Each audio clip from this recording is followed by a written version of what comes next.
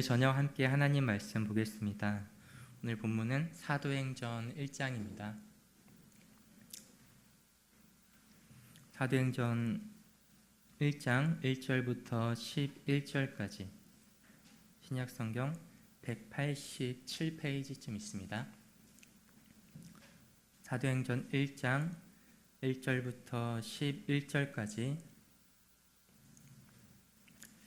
찾으신 분들 저와 여러분 돌아가면서 읽고 마지막 11절은 같이 읽겠습니다. 데오빌로여, 내가 먼저 쓴 글에는 무릇 예수께서 행하시며 가르치시기를 시작하심부터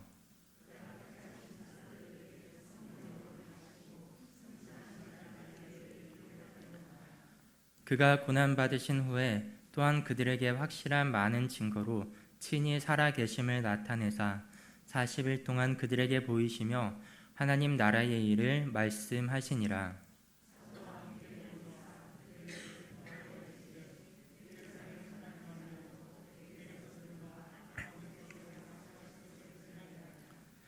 요한은 물로 세례를 베풀었으나 너희는 몇 날이 못되어 성령으로 세례를 받으리라 하셨느니라.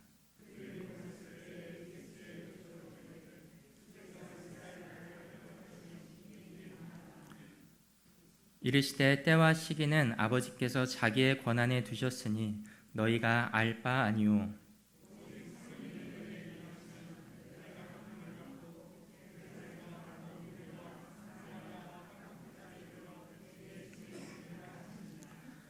이 말씀을 마치시고 그들이 보는 데 올려져 가시니 구름이 그를 가려 보이지 않게 하더라.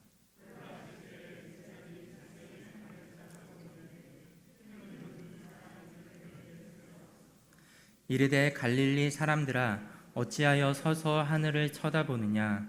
너희 가운데서 하늘로 올라가신 이 예수는 하늘로 가심을 본 그대로 오시리라 하였느니라.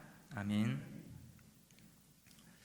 시간 오늘은 다시 오실 예수님이란 제목으로 함께 말씀을 보도록 하겠습니다. 오늘 본문은 예수님이 부활하시고 승천하신 그 내용을 담고 있습니다.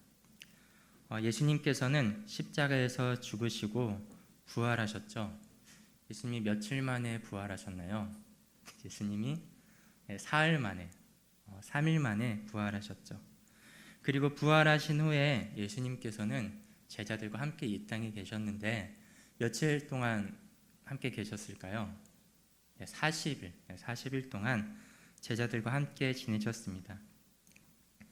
그러면은 예수님은 40일 동안 제자들과 함께 지내시면서 무엇을 하셨을까요?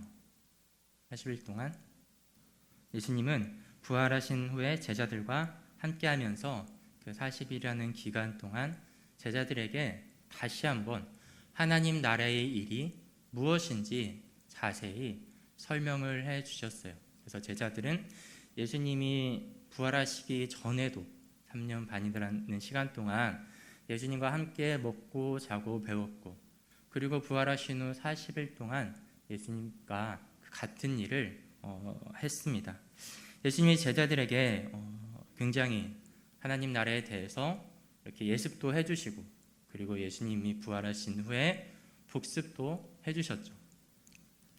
이렇게 예수님이 제자들에게 굉장히 자세히, 그리고 부활하신 후, 부활하시기 전에 예수님도 정말 하나님의 아들로서 그런 지혜가 넘쳤는데 부활하신 완전한 부활체이신 예수님께서 제자들에게 얼마나 넘치는 지혜로 하나님의 나라에 대해서 잘 가르치셨을까요?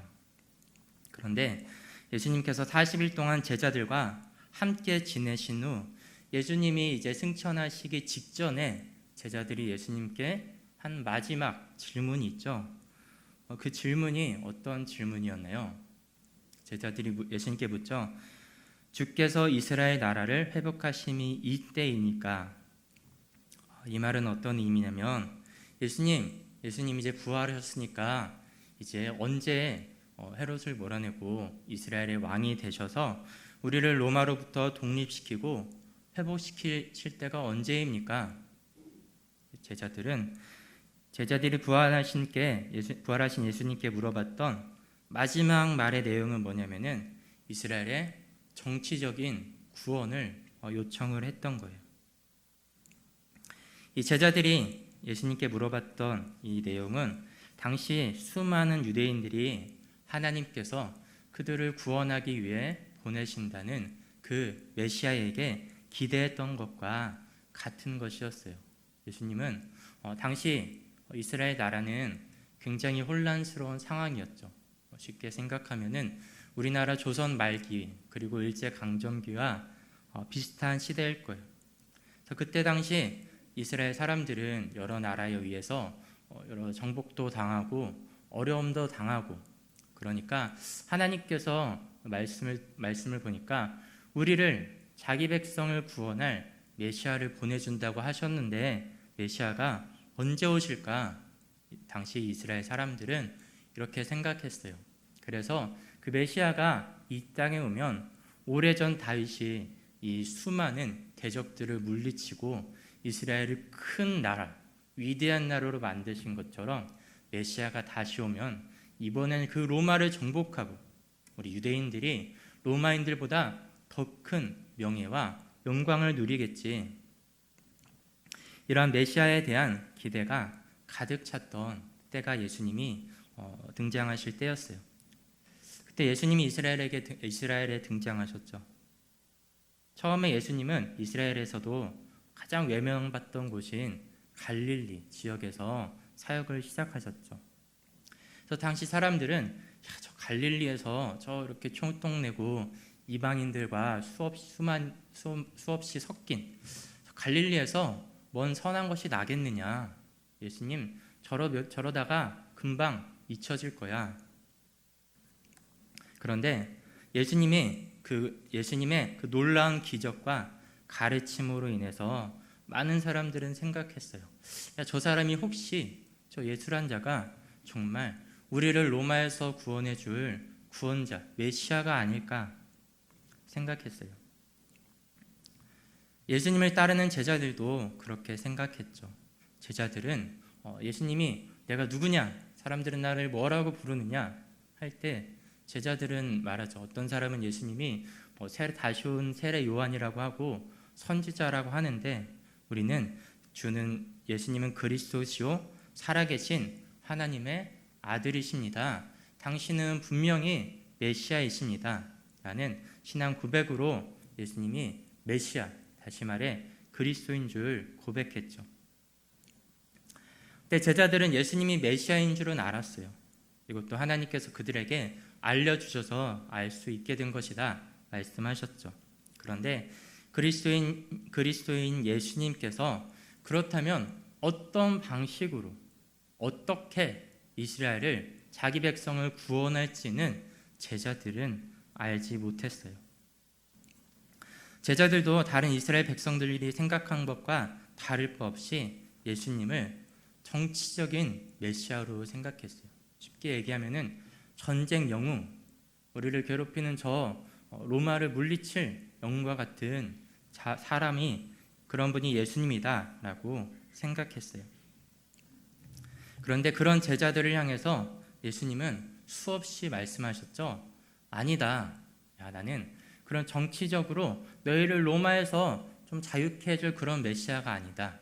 나는 너희의 죄를 대신해서 속해줄 너희의 구원자이다.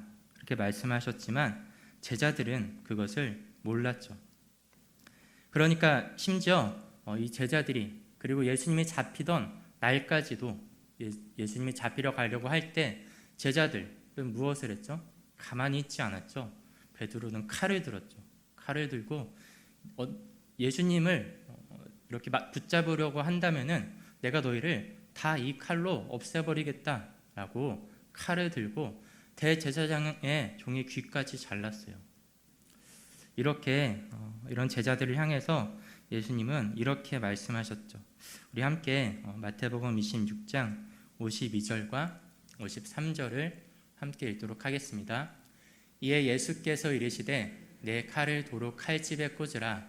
칼을 가지는 자는 다 칼로 망하느니라. 너는 내가 내 아버지께 구하여 지금 12군단 더 되는 천사를 보내시게 할 줄 없는 줄로 아느냐. 아멘. 제자들은 예수님이 칼로, 힘으로 이스라엘을 괴롭히는 모든 이방 민족들을 무찌르고 승리할 자로 생각했어요. 하지만 예수님은 그렇게 말씀하시지 않으셨죠. 칼로서, 힘으로써 이스라엘의 대적들을 다 멸망시키는 그런 메시아가 아니라 자기 백성들의 죄를 대신해 죽기 위해, 그들의 죄를 덮어쓰기 위해 이 땅에 오신 메시아라고 말씀하셨죠. 이처럼 예수님께서는 제자들의 기대와 달리 스스로 왕위에 오르지 않으시고 로마의 반역자로서 십자가에서 정말 비참하게 물과 피를 흘리시며 죽으셨어요. 그것을 본 제자들도 생각했어요. 우리의 소망이 끝장이 났다. 예수님이 저렇게 죽었는데 다음은 내 차례가 될지도 모르겠구나. 제자들은 두려워하며 어떤 자들은 숨어 있기도 하고 다른 이들은 예루살렘을 떠나 도망치려고 했죠. 그런데 그렇게 죽으신 예수님이 어떻게 되셨죠? 죽은 후 부활하셨죠. 그래서 제자들에게 찾아오셨어요. 이것을 경험한 제자들은 이제 어떻게 됐냐면 이전보다 더 큰 어떤 확신을 갖게 됐어요. 예수님이 저렇게 죽었어도 다시 살아난 것을 보니까 예수님을 막을 수 있는 자는 아무도 없다. 예수님은 확실한 이스라엘의 메시아이다. 확실히 우리를 로마에서 구해줄 사람이다. 제자들은 예수님의 부활을 봄으로써 예수님께서 메시아라는 사실을 더욱더 확신하고 믿을 수 있었죠. 그러나 제자들은 그 자신의 믿음을 가지고 무엇을 했나요? 자신이 가지고 있던 믿음을 가지고 하나님의 말씀, 부활하신 예수님을 보고 자신이 가지고 있는 생각을 바꾸고 회개하고 하나님의 뜻이 무엇인지 생각하려고 하지 않았어요. 오히려 예수님에 대한 잘못된 오해와 고집을 더 강하게 하는데 사용했어요. 이 예수님에 대한 제자들의 믿음은 세상에 무엇보다 귀한 것이죠.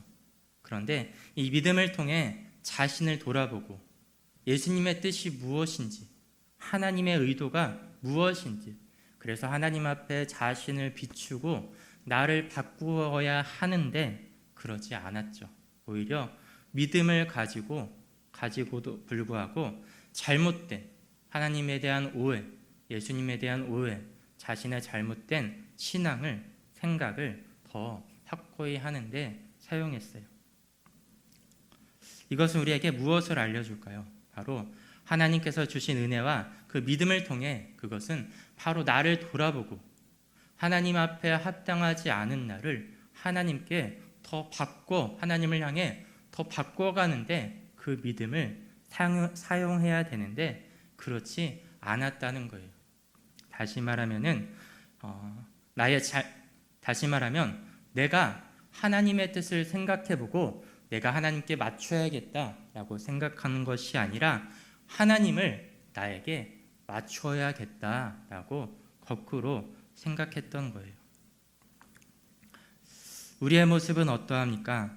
하나님이 주신 은혜, 하나님이 주신 선물, 하나님이 주신 믿음을 가지고 자신을 돌아보고 나를 하나님께 더 맞추는 삶을 살고 있습니까? 아니면 그 반대로 하나님의 그 모습을, 하나님의 은혜와 전능하신 하나님의 능력을 나에게 맞추는데 사용하고 있지 않습니까? 부활하신 예수님에 대한 믿음과 확신까지도 예수님에 대한 자신들의 잘못된 생각을 더 이렇게 굳게 하려고 한 제자들은 예수님께 정말 이렇게 여쭈었죠. 예수님 언제 하나님의 나라를 회복하실 겁니까? 언제 저 로마인들을 물리치실 겁니까? 그 질문에 예수님은 뭐라고 대답하셨죠? 7절에서 이렇게 말씀하시죠. 그때와 기한은 아버지의 일이고 너희는 알 바 아니다. 제자들의 어리석은 질문에 예수님은 그들의 질문을 바꾸셨죠. 질문에 그들의 생각을 바꾸시려고 하신 거예요. 제자들은 이스라엘의 회복, 이스라엘의 구원만을 생각했지만 예수님께서는 하나님 나라의 일을 생각하라, 그들의 생각과 마음을 바꾸려고 해주신 거예요. 그리고 예수님은 제자들에게 이렇게 말씀하셨죠. 그 하나님의 나라가 언제 이루어질지 알려고 하지 말아라. 아버지께서 너희에게 성령을 보내주실 것을 약속하시니 너희는 먼저 성령이 오셔서 너희가 이 땅에서 하나님 나라의 백성과 증인으로 살 수 있는 권능을 주시기를 기다려라. 제자들이 원했던 대답은 전혀 아니었죠. 제자들이 전혀 생각지 못한 대답을 예수님은 하셨어요. 그리고 이 말씀을 하신 후 예수님은 무엇을 하셨나요? 이 말씀을 하신 후 제자들이 보는 앞에서 하늘로 올라가셨어요. 하늘로 승천하셨어요. 이것을 본 제자들은 너무 놀랐으면서도 너무 당황했어요. 예수님이 자신들이 원하는 말을 하지 않고 자신들이 원하는 생각을 하지 않고 자신들이 전혀 생각하지 못했던 하나님의 뜻을 말씀하고 하나님의 뜻을 실행하시니까 제자들은 놀랍고 어항이 벙벙해서 하늘만 쳐다보고 있었어요. 예수님이 우리를 로마에서 구원해 주실 줄 알았는데 예수님 저렇게 가시면 어떡하시나? 우리만 남겨두고 저렇게 가시나? 그래서 제자들이 멍하니 하늘을 바라보고 있으니 이번에 흰옷을 입은 두 천사가 나타나서 제자들에게 꾸중을 하죠. 너희는 어찌하여 하늘만 바라보고 멍하니 있느냐? 예수님은 아예 떠나신 것이 아니라 너희가 하늘로 올라가신 것을 본 그대로 이 땅에 다시 오실 것이다. 그러니까 예수님이 올라갔다고 멍하니 하늘만 쳐다보지 말고 다시 오실 예수님을 기다려라. 이 말을 들은 제자들은 정신을 차리고 예수님께서 다시 오실 것임을 기뻐하면서 바로 무엇을 했나요? 예수님이 십자가에서 죽으셨던 그 도시로 다시 돌아갔어요. 자기들이 두려워해서 도망치려고 했던 그 도시인 예루살렘으로 다시 나아갔어요. 아버지께서 보내주실 성령을 기다리기 위해서, 그리고 그 성령으로 세례를 받기를 기대하며, 그리고 다시 오실 예수님을 기다리기 위해 그들은 두려움을 넘어서 기쁨과 감사와 찬송과 소망을 가지고 예루살렘으로 다시 돌아갔어요. 이처럼 제자들은 바로 이렇게 성령님께서 이 땅에 공식적으로 오시기 전까지는 온전한 하나님의 나라가 무엇인지, 예수님이 메시아가 어떤 일을 하실지 바르게 알지 못했어요. 참으로 예수님의 입장에서는 만약에 우리가 예수님이라면 제자들을 보고 무슨 생각이 들까요? 참으로 너희는 답답하구나 라고 생각을 했을 거예요. 하지만 예수님은 그러지 않으셨죠. 그들을 위해 성령을 보내주신다고 약속하셨을 뿐만 아니라 바로 마지막에 이 땅에 다시 내려오심으로 그 제자들을 하나님 나라에 합당한 자들로, 그 영광에 합당한 자들로 성령을 통해 그들을 만들어 가시고 세워 가실 것을 약속하신 것이었어요. 바로 이것이 예수님의 다시 오심, 이것을 우리는 예수님의 재림이다라고 부릅니다. 이 예수님의 재림이야말로 바로 예수님이 하늘로 올라가시는 것을 본 제자들이 가졌던 가장 큰 소망이었어요. 그렇기에 바로 오늘날 우리들에게도 이 예수님의 재림은 우리의 가장 큰 소망이 되어야 해요. 왜냐하면 예수님이 재림하셔서 이 땅에 다시 오시면은 이 세상에 죄로 타락한 모든 것들이 깨끗해지고, 그리고 죄로 인해 여전히 고통받는 우리가 죄에서 완전히 해방되어 참 자유를 누릴 수가 있기 때문이에요. 종말의 시간은 성도에게는 두려움의 시간이 아니라 바로 우리가 완성될 것이라는 기쁨과 소망의 시간이 되기 때문이에요. 이처럼 예수님께서는 우리의 인생의 고난 가운데 있는 우리를 완전히 회복시키실 때를 준비하고 계시는 것이죠. 그래서 그 예수님이 이 땅에 오시면 우리의 모든 고난을 아시고 눈물을 닦아주시고 우리를 그 영원한 완전한 하나님의 자녀로서 우리를 온전케 하실 것이죠. 이것이 바로 성도의 가장 큰 위로이며 가장 큰 소망이 되어야 할 것입니다. 이 시간 우리 이 예수님의 다시 오심을 기다리는 것이 우리의 가장 큰 위로와 가장 큰 소망이 되게 해달라고 함께 기도합니다. 이 시간 기도하는 것은 하나님으로부터 멀어진 그 어리석은 우리 자신을 더욱더 돌아보고 더욱더 예수님께서 다시 오실 그날을 소망하며 예수님의 재림이 단지 나와 정말 너무나 멀리 떨어진 일이 아니라 아니면 두려운 시간이 아니라 나에게 가장 큰 소망이 되는 시간, 그것을 기대하는 시간이 될 수 있게 해달라고 한 시간 함께 기도하는 시간 갖겠습니다. 주여 한번 부르짖고 기도합니다. 주여, 하나님 아버지 감사합니다. 오늘도 우리에게 은혜 입혀 주셔서 시간 주님 앞에 나오게 하심에 감사를 드립니다. 하나님의 시간 우리가 제자들의 모습을 보았습니다. 제자들은 예수님께 3년 반 동이나 가르침을 받고 또한 부활하신 완전한 몸으로 육체로 부활하신 예수님에게 40일 동안 가르침을 받았습니다.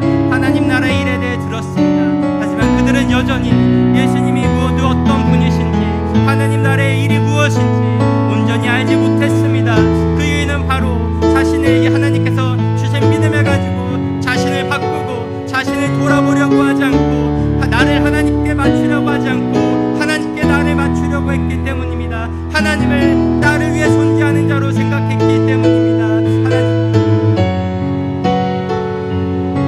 하나님 이 시간 우리의 모습을 돌아봅니다. 하나님에 대한 우리의 믿음은 어떻습니까? 예수님에 대한 우리의 생각은 어떻습니까?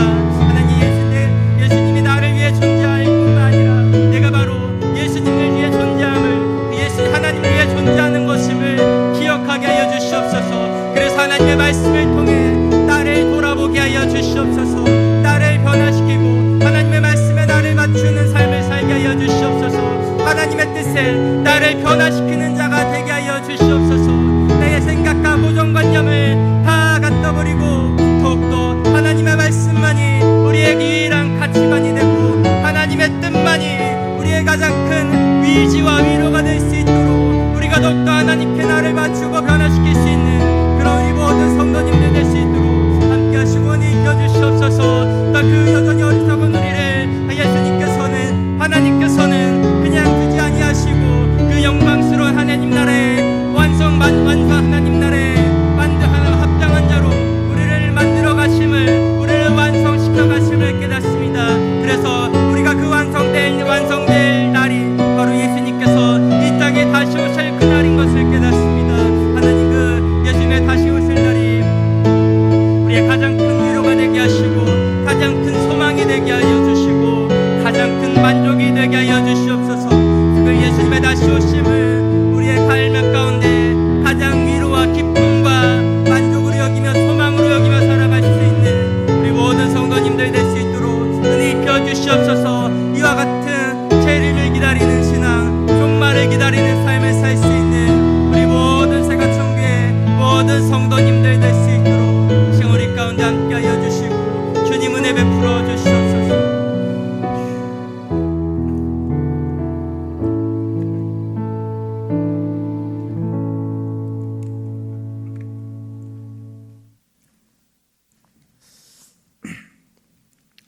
그렇다면 이처럼 예수님의 재림을 기다리는 자의 모습은 어떠할까요? 재림을 기다리는 것, 때로 우리는 여러 가지 잘못된 이단들로 인해 재림을 기다리는 삶이 이 세상의 것을 아무것도 신경 쓰지 않고 그냥 가만히 누워서 예수님이 다시 오실 날만 생각하는 걸로 오해하는 경우가 너무나 많이 있습니다. 하지만 성경에서는 재림을 기다리는 것이 그런 것이 아니다라고 말씀하고 있죠. 재림을 기다리는 삶에 대해서 본문 8절에서 이렇게 말씀하고 있습니다. 사도행전 본문 1장 8절 다 함께 읽겠습니다. 오직 성령이 너희에게 임하시면 너희가 권능을 받고 예루살렘 온 유대와 사마리아와 땅 끝까지 이르러 내 증인이 되리라 하시니라. 아멘. 예수님의 재림을 기다리는 그런 성도의 삶이란 어떤 삶입니까? 자신의 가진 것 다 팔고 아무것도 하지 않는, 어디 함께 모여서 산에서 재림을 기다리는 것, 그것은 재림을 기다리는 삶이 아니죠. 예수님의 재림을 기다리는 성도의 삶이란 바로 그리스도의 증인된 삶입니다. 그리스도의 증인이란 예수 그리스도께서 죽었다가 부활하셔서 이 세상을 구원하신, 그리고 심판하러 오실 분이라는 예수님의 구원, 재림, 심판에 대해서 증거하는 삶입니다. 그렇다면 이러한 증인이 되기 위해 정말 중요한 것이 있습니다. 그것이 무엇일까요? 바로 성령이 너희에게 임하시면, 성령이 임하는 것입니다. 본문 5절에서 말씀하신 것처럼 성령으로 세례를 받는 것입니다. 그렇다면 성령으로 세례 받는 것, 다른 말로 우리가 성령 세례라고 부릅니다. 그것이 무엇일까요? 바로 1장 뒤에 있는 사도행전 2장의 그 오순절 사건을 가리키는 것입니다. 오순절 사건은 어떤 사건이죠? 바로 성령께서 불의 혀처럼 갈라지는 것들, 큰 소리와 함께 다락방에 함께 모인 제자들에게 임하여 성령이 충만하여 그들이 모두 다 다른 언어들로 말하게 되는 그 사건이 성령 오순절의 사건입니다. 이 오순절날의 성령 세례는 바로 성령 하나님께서 이제부터 이전까지는 이스라엘 백성들만 자기 백성으로 여기시는 분으로 생각되었는데, 그것이 아니라 모든 민족에, 그리고 모든 백성들에게 성령님이 주어질 것이라는 그 예언된 약속이 성취되는 사건입니다. 그래서 오순절 사건 이후 하나님의 백성이 된 모든 사람들은 이 오순절에 성령 세례 안에 들어가게 된다는 것입니다.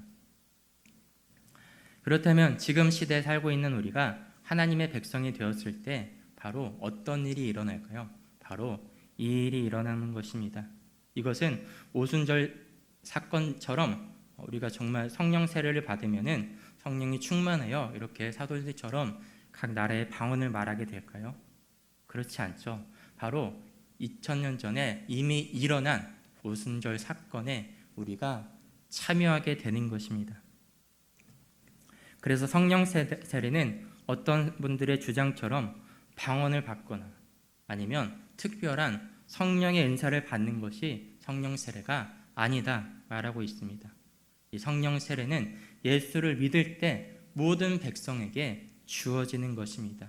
그래서 이 자리에 있는 예수님을 믿는 모든 성도님들은 이미 2000년 전 오순절에 성령 세례의 믿음으로 참여한 사람들입니다.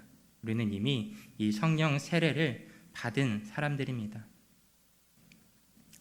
이처럼 우리 모두는 이 성령 세례를 받은 그 약속을 받았고, 그리고 성령 세례에 참여한 사람들입니다. 그런데 우리가 다시 중요하게 생각해야 될 것은 모든 성도들이 이렇게 성령 세례에 참여한, 성령 세례를 받았는데, 그런데 모두가 성령이 충만한 상태는 아니라는 것입니다. 예수님을 믿고 이렇게 성령 세례를 받았을지라도 하나님의 뜻을 따르지 않고 우리가 여전히 내 생각과 내 뜻대로 살아가려고 할 때, 성경의 말씀으로 돌아보면은 나의 옛사람의 정욕을 따라 살아가려고 할 때 우리는 하나님을 전혀 알지 못하는 그러한 자처럼 살아갈 수가 있다는 것입니다. 마치 예수님의 부활하심을 보고도 자신들의 잘못된 생각을 바꾸지 않았던 그러한 어리석은 제자들처럼 말입니다. 그래서 심지어 하나님의 말씀에서 우리 안에 계신 그 성령 하나님을, 성령 세례를 받을 때 우리 모든 성도들 안에 성령 하나님이 함께 하시는데, 그래서 예수님을 믿는 이 자리에 있는 모든 분들에게 성령님이 함께 하시는데, 그런데 우리가 그 성령 하나님의 뜻을 따르지 않고 성령님을 근심하게 한다면 마치 그분이 소멸되는 것과 같이 보일 수도 있다. 이렇게 말씀하고 있습니다. 그렇기에 우리에게는 무엇이 필요합니까? 바로 언제나 성령 세례를 받은 자로서 언제나 성령 충만한 자로 살아가야 하는 것입니다. 그렇게 성령 충만한 사람으로, 성령 충만한 성도로 우리가 살아갈 때 우리는 다시 오실 예수님을 기다리며 우리의 삶의 모든 곳에서 예수 그리스도의 부활의 증인으로서 살아갈 수가 있기 때문입니다. 그렇다면 우리는 어떻게 성령 충만한 자로 살아갈 수가 있을까요? 바로 말씀드린 것처럼 옛사람을 벗어버리는 것입니다.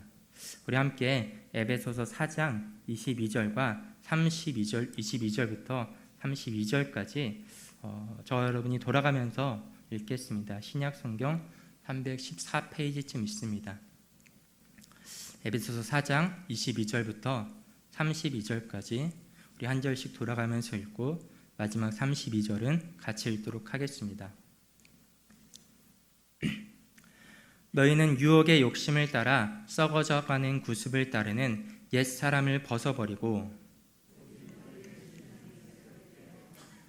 하나님을 따라 의와 진리의 거룩함으로 지으심을 받은 새 사람을 입으라.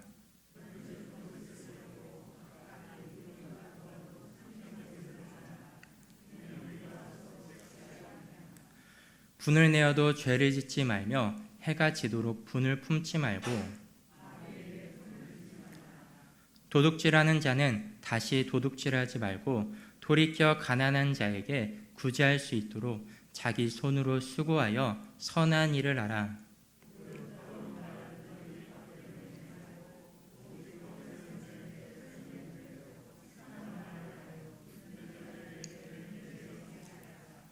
하나님의 성령을 근심하게 하지 말라. 그 안에서 너희가 구원의 날까지 인치심을 받았느니라.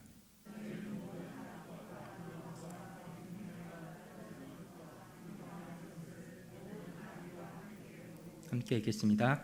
서로 친절하게 하며 불쌍히 여기며 서로 용서하기를 하나님이 그리스도 안에서 너희를 용서하심과 같이 하라. 아멘. 예수님을 믿음으로 성령 세례를 받은 성도는 이제 다시 태어난 겁니다. 이제 이전에 예수 믿기 전과 다른 새로운 사람이 되었습니다. 그런데 새로운 사람으로 다시 태어난 성도가 그렇게 새로운 사람의 삶을 살지 않고 옛사람의 삶을 살아갈 때 우리 안에 계신 성령 하나님을 근심하게 한다 말씀하고 있는 것입니다. 그렇다면 성령님을 근심하게 하는 옛사람의 삶은 어떤 삶입니까? 바로 우리가 함께 읽은 것처럼 악독과 노함과 분내, 떠드는 것, 비방하는 것입니다.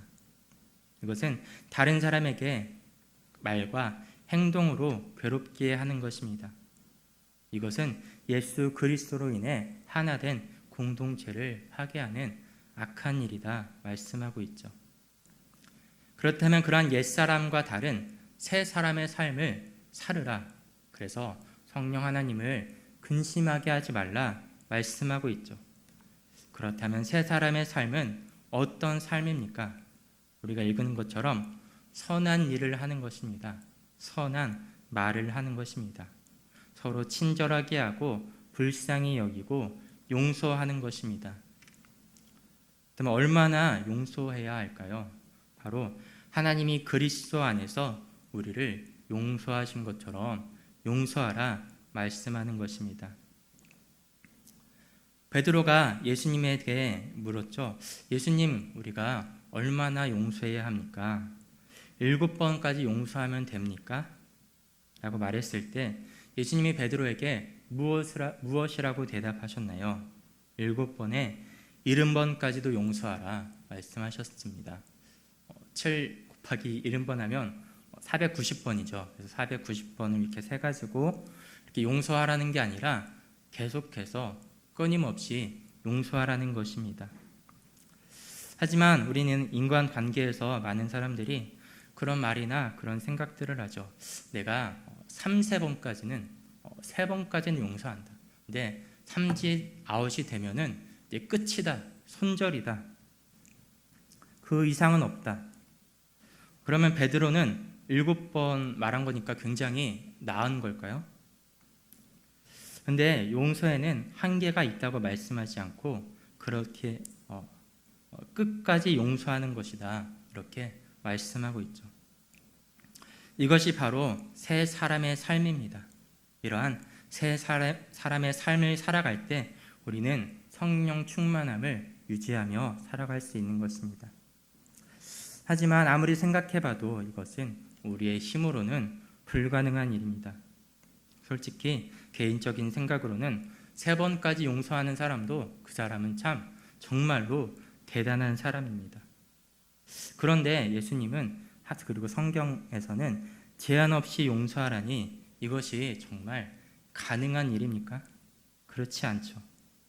그렇기에 우리가 성령 충만함을 살기 위해 필요한 것이 바로 그것이 그렇게 하나님의 말씀대로 따라가지 못하는 나의 부족함을 더욱더 깨닫고 회개하는 것입니다. 그래서 정말 회개하는 것이 성령 충만의 지름길입니다. 동시에 회개하는 삶이란 내가 이렇게 하나님의 말씀대로 해야 되는데 참 난 하지 못했구나, 나는 왜 이 모양일까, 하나님 나를 좀 용서하여 주세요 라고 괴로워하는 것만은 아닙니다. 회개하는 자는 이 하나님의 말씀 앞에 자신을 비추었을 때 그 말씀을 따라가지 못한 나의 죄악됨을 괴로워하지만은 그 괴로움을 지나 기쁨과 감사의 터널로 들어가는 것입니다. 왜냐하면 그러한 죄인인 나를 하나님께서는 얼마나 용서하셨냐면 끝없이 그분이 우리에게 용서하라고 말씀하신 것처럼 무한정으로 용서하셨기 때문입니다. 그래서 죄인인 나를 하나님께서는 끝없이 용서하시고 그리고 변함없이 사랑하시는 그러한 하나님의 사랑이 얼마나 위대한 사랑인지, 얼마나 크신 사랑인지, 우리가 하나님의 말씀 앞에 따르지 못하는 나의 부족함을 발견하고 회개할 때 우리는 고통과 괴로움의 터널을 지나 그 크신 하나님의 사랑을 알게 되는 기쁨으로 들어가게 되는 것입니다.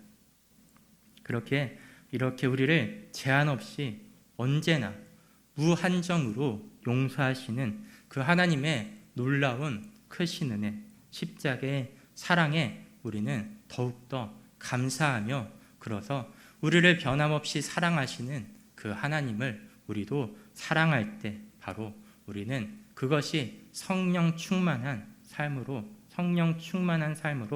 살아갈 수 있는 것입니다. 하나님께서는 무한하게 우리를 용서하시죠. 무한하게 우리를 사랑하시죠. 우리가 지금까지 신앙생활을 하면서 하나님 앞에 그냥 단순하게 회개하는 것만으로도 490번은 충분히 넘었을 것입니다. 그런데 하나님은 그러한 숫자에 관계없이 택하신, 부르신, 구원하신 우리를 변함없이 끝까지 사랑하시기 때문에 우리를 끝까지 용서하시는 분이십니다. 그렇기에 회개의 눈물과 괴로움은 기쁨과 감사의 즐거움으로 변하여 우리가 더욱더 마음과 뜻과 힘을 다해 하나님을 사랑하게 됩니다. 그래서 그 하나님의 사랑을 점점 알게 되는 자는 더욱더 자연스럽게 하나님을 사랑하는 삶을 살아가게 됩니다. 그래서 그 세상의 그 무엇보다도 우리가 하나님을 더욱더 사랑할 때 우리는 그 무엇보다도 그 사랑하시는 하나님께서, 그리고 성자 하나님이신 예수 그리스도께서 다시 오실 날을 기대하고 소망하며 살아갈 수가 있는 것입니다. 이것을 위해 시간 함께 한 마음으로 기도하는 시간을 가지겠습니다. 함께 기도하는 것은 옛사람을 벗고 새 사람으로 다시 태어난 우리가 이제는 그렇게 옛사람의 삶, 다른 사람을 괴롭게 하지 않고 반대로 새 사람의 삶, 용서하고 사랑하는 삶을 살아가며 더욱더 성령 충만한 삶을 살게 해달라고 함께 기도합니다. 또한 그러지 못한 우리의 죄악을, 우리 어리석음을 더욱더 회개하고, 그럴 때 우리를 언제나 용서하시는, 영원토록 변함없이 사랑하시는 하나님의 사랑을 우리가 더욱더 깨닫고, 하나님이 우리를 사랑하시는 것처럼 우리도 우리의 마음과 뜻과 힘을 다해 하나님을 사랑하고 주님의 다시 오심을 소망하는 그런 성도가 되게 해달라고 시간 함께 찬양하고 기도하는 시간 갖도록 하겠습니다. 기도하겠습니다. 하나님 아버지 감사합니다. 오늘도 우리에게 은혜 입히셔서 주님 앞에 나오게 하심에 감사드립니다. 하나님의 그 크신 은혜, 그 크신 사랑을 기억합니다. 하나님 그 말씀 앞에 우리 자신을, 내 자신을 돌아봅니다. 예수 그리스도께서 십자가에서 우리를 구원하심으로써 우리의 옛사람은 죽었고 우리는 이제 새 사람으로 다시 태어났습니다. 하나님의 사랑받는 자녀가 되었습니다. 그런데 그렇게 새 사람으로 다시 태어난 우리가 여전히 옛사람으로 살아가는 그 모습을 우리는 봅니다. 참으로 너무나 의익하고 참으나 너무나 어리석고 언제까지 이 죄악에서 벗어나 완전한 하나님으로 자녀로서 살아갈지, 하나님 그 소망을 가지는 우리 모든 성도님 될 수 있도록, 그렇게 말씀 앞에 우리 자신을 돌아보는 성도님들 될 수 있도록 하나님 함께하여 주시고 은혜 입혀 주시옵소서. 그래서 다른 사람을 괴롭게 하지 않고 용서하고 사랑하는 삶을 살아갈 수 있도록, 그러지 못한 우리의 죄악을 더욱더 날마다 회개하고, 우리가 그렇게 우리가 하나님 앞에 우리의 어리석음과 죄악을 회개하면 회개할수록 우리가 더욱더 우리를 향하신 변함없는 놀라운, 흔들리지 않는, 취소되지 않는, 제한을 두지 않는 우리를 향한 하나님의 변함없는 사랑에 나아갈 수 있음을, 그 사랑을 맛보아 알 수 있음을 깨닫사오니 하나님 그 하나님의 사랑을 더욱더 맛보아하는 우리 될 수 있도록 하나님 함께 하시고 은혜 입혀 주시옵소서. 변함없는 하나님의 사랑을 더욱더 깨닫는 우리 모든 성도님들 될 수 있도록 은혜 입혀 주시옵소서. 그래서 죄를 이기는 것은 그 죄를 능히 정복하는 죄악에서 승리하신 그 하나님의 사랑을 붙잡는 것임을 하나님 깨닫게 하여 주시옵소서. 그 사랑을 붙잡게 하여 주시옵소서. 그 사랑을 바라볼 때, 그 사랑을 붙잡을 때, 그 변함없고 신실하신 하나님의 은혜를 바라볼 때 우리는 옛사람의 죄악된 삶에서 더욱더 하나님을 향한, 주님을 사랑하는, 하나님을 기뻐하고 주님의 말씀에 꿀보다 달고 하나님의 더욱더 전심으로 즐거워하는 자로 살아갈 수 있음을 하나님 깨닫사오니 그 하나님의 사랑에 젖어있는 하나님의 사랑으로 충만한 우리가 될 수 있도록, 그러므로 성령 충만한 삶을 살아갈 수 있는, 그러므로 우리를 완성시키기 위해 다시 오실 그 예수님을 기다리고 그 마지막 날을 소망하면서 이 세상 가운데서 우리의 삶의 모든 영역에서 예수 그리스도의 부활을 증거하는 증인으로 살아갈 수 있는, 기쁨을 나타내는, 소망을 붙잡고 살아가는 우리 모든 성도님들 될 수 있도록, 아무리 넘어질지라도 그 어둠 가운데 삼킴당하지 않고 다시 일어나 하나님을 기뻐하고 하나님을 찬양하고 하나님께 감사하며 살아갈 수 있는, 하나님의 전심으로 사랑하는 우리 새가천교회 모든 성도님들 될 수 있도록 함께 하시고 은혜 입혀 주시옵소서. 이 시간 어리석은 죄인인 나를 용서하시고 영원히 사랑하시는 그 주님의 마음을 우리가 더욱더 깨닫고, 우리도 그 주님의 은혜와 사랑으로 가득한 마음으로 살아가기를 소망하며 주님 마음 내게 주소서.